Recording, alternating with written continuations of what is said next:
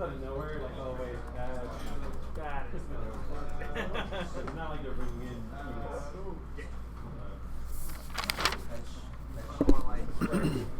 Just run hex mage.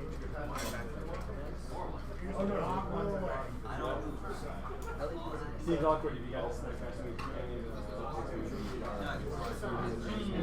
It's like a snap like this time.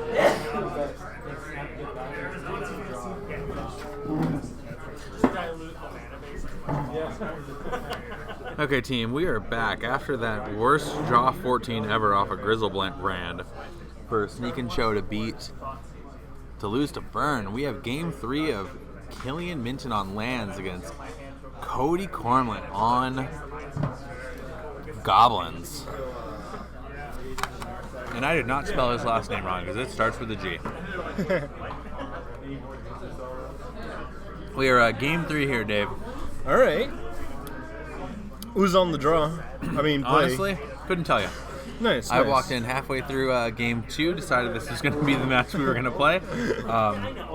Game 1, I'm guessing, went Cody's way, so Cody will be on the draw. Because I just watched Killian win game 3 with a pretty hard lock of Tabernacle.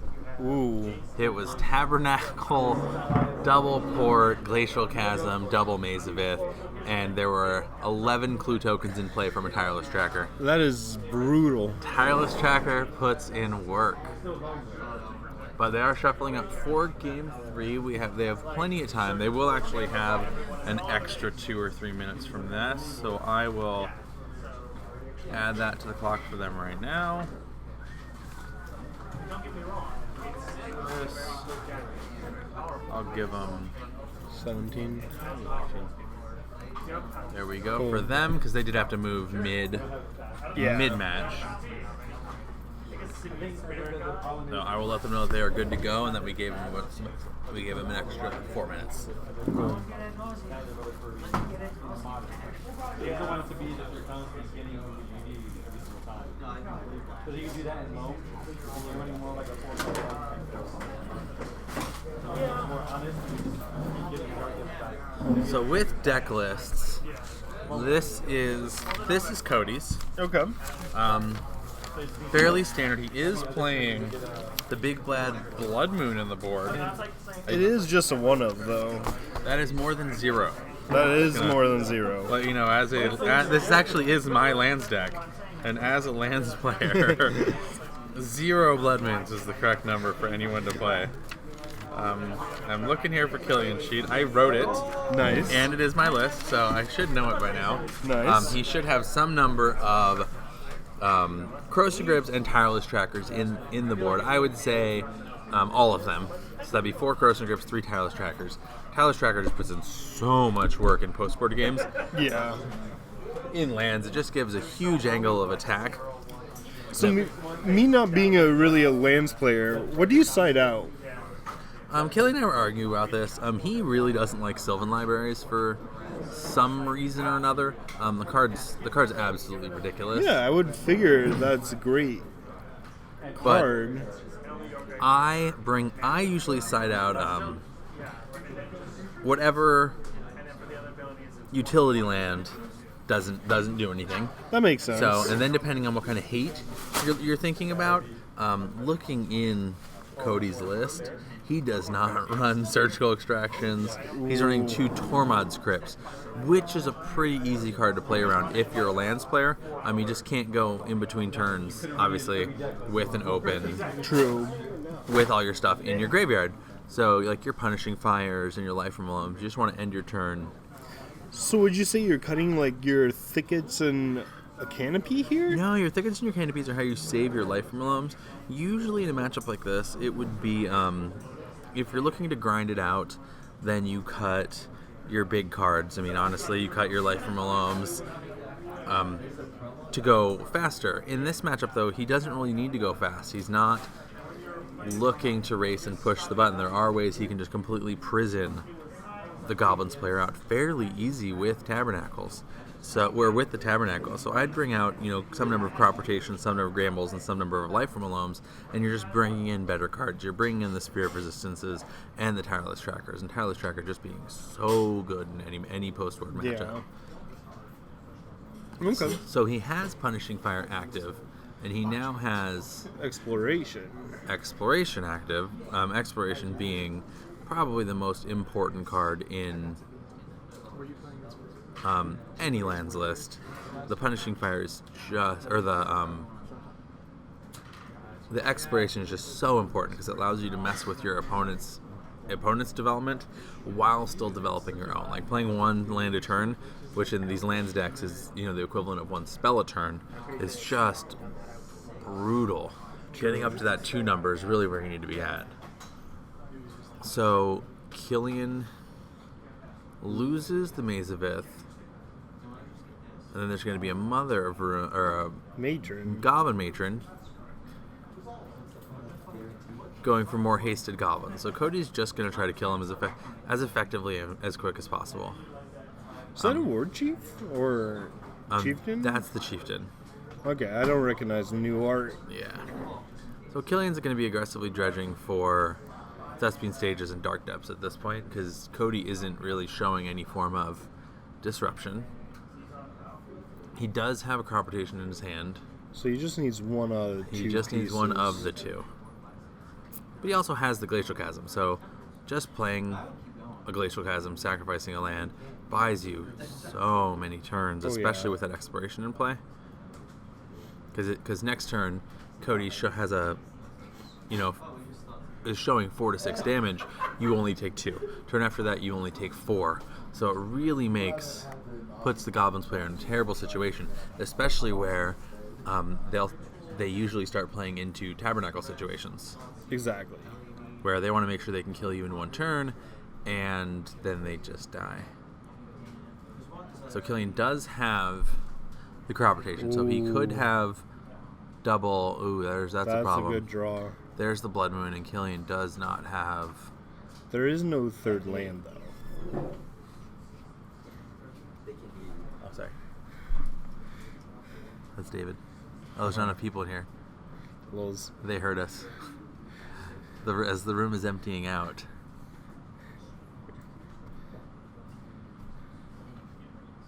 As the room is emptying out, it is quiet in here. So they may or may not know.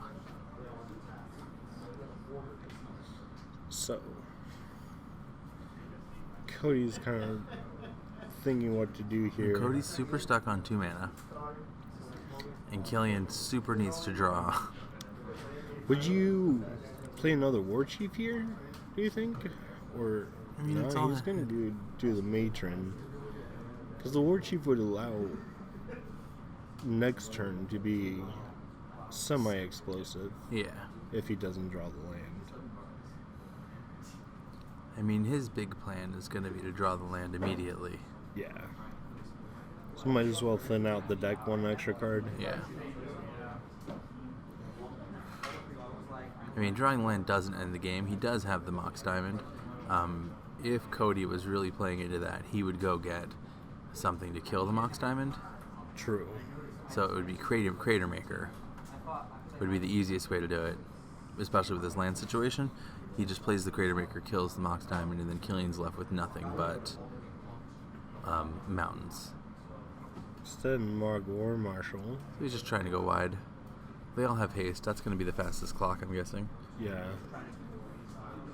Fastest clock on the least amount of mana.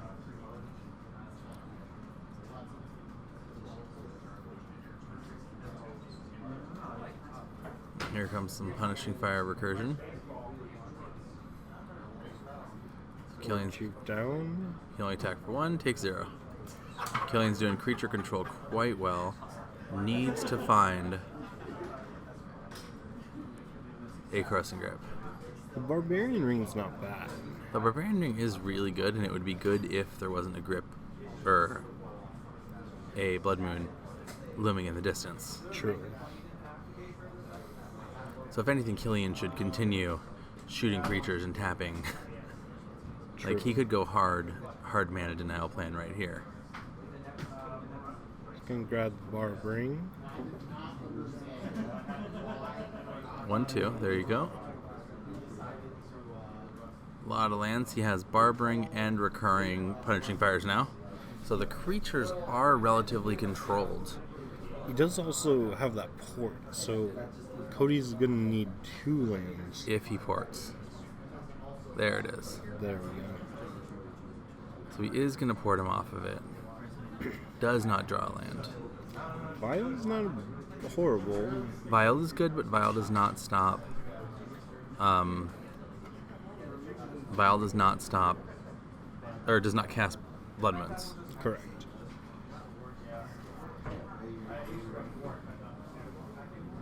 Killian still just needs a way to kill him. There's another port. That's actually a very relevant card right now. Double porting is going to be brutal. Double port. I mean, he still has ways to get a Wasteland, too. True.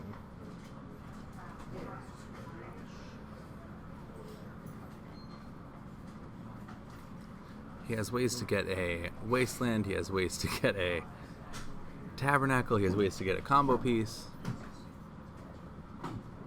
And he will not let him cast this Blood Moon. Now he's effectively 3 land draws away from Blood Moon. Oof. And still isn't seeing him.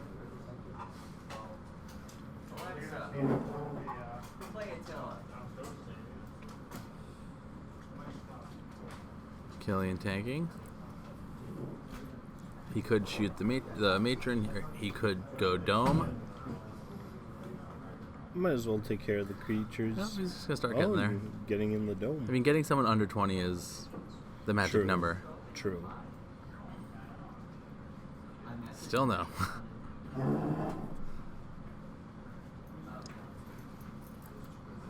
Cast Life from him. We still haven't seen. I guess the Horizon Canopy is effectively an additional draw step now. Exactly. So the Horizon Canopy is a pretty big deal, especially when he just wants to end the game as fast as he can now. Being able to draw 6 cards a turn. Only going up against a Aether Vial. Cody draws. Alright. A port of his own. Some mana will be available. Not much, though. If you're Killian, do you finally blow the crop rotation and go get a Wasteland? I don't think so. You want to hold the crop rotation to close the game out. You have him under 20 now. But the Wasteland would effectively take him back to 1 mana, leave him 4 mana away from doing anything. True. You're still saying Cody doesn't play spells, essentially, as long as... But, like, what are you stopping from Cody's side? Creatures are pretty hard locked right now. No Goblin's going to be much bigger than that. That's a big deal, too, though. The Blast Zone's going to be a big deal. Yeah. I mean, at this point now, if I was Killian, I would be aggressively wastelanding, porting. I would take out the Aether Vial while sacrificing the Expiration. I just think he's too far ahead. I don't think it really matters at this point. Then I would double waste him and I would port him off of ever doing anything ever again. I could see that, yeah. I mean, especially, with Mogwar Marsher is his big payoff card. Like, you play and blow Blast. You play and blow. You play and blow Blast Zone, killing all of the things.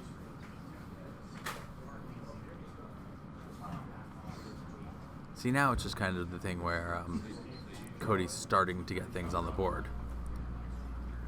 But with that Horizon Canopy, next turn being 6 draws, already being a good 20 cards into your deck, you're almost bound to find one of your combo pieces. I would hold off on that crop rotation 1 extra turn.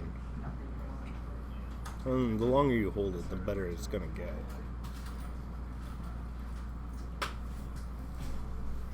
I mean, now Killian's going to start taking damage. He can't stop all the little 1/1s. It's not that he's taking a lot, but he is taking some.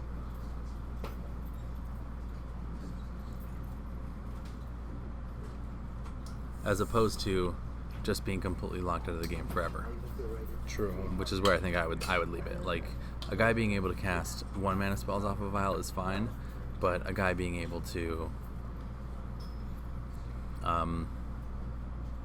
cast 3, 4, and 5 mana spells, so that's where it becomes a problem. Especially when he could be holding cards like Goblin Settler. And there's There's the Thespian stage, which is a pretty big deal. So end of turn, it might just be over, as long as he doesn't let Blood Moon hit the table.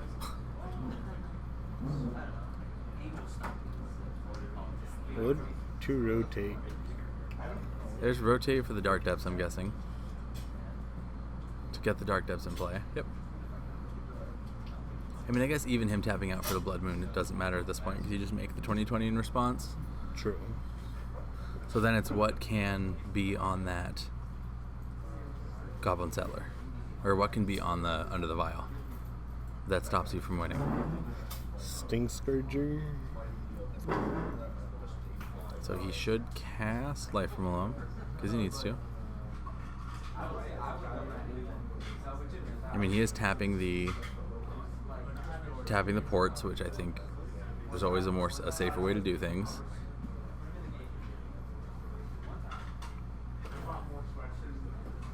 Because he can tap out for Blood Moon, and then it still comes down to what's under the vial. Yeah. So he should actually probably main phase. He should main phase the 20/20. Or upkeep. He should right now. Is what he should. Actually, yeah. He shouldn't let him have a chance to draw a Wasteland.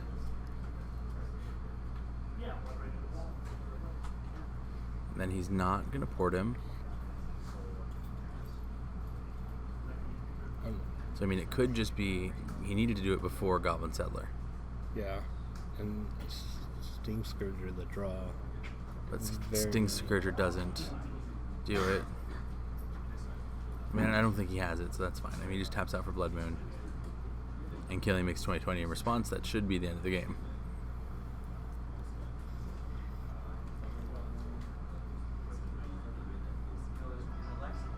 Scary part being Cody's now at 21.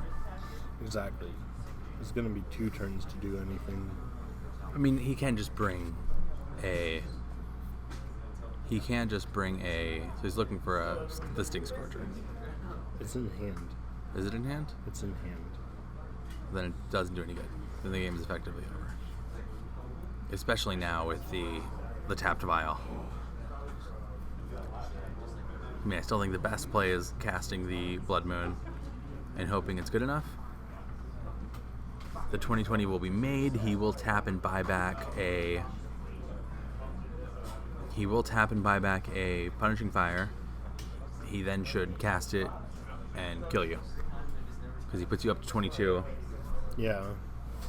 He's gonna put you up to 22 and then down to nothing. So he shouldn't even maze this.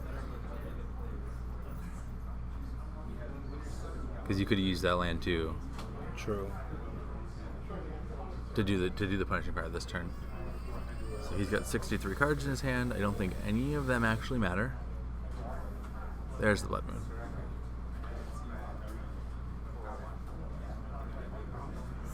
Explaining the combo.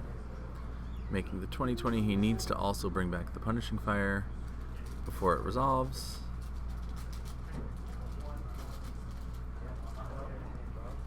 Looks like Killian does remember. There it is. He does bring back both Punishing Fires. Still works. Yeah. Still works. Discards down to hand size. It should be the old attack you for 20, double Punishing Fire to your face. Good game. Good game, Killian. Well played. Well played. Killian makes it through. Something's telling me I should have played my lands deck today. a lot of Goblins players in there.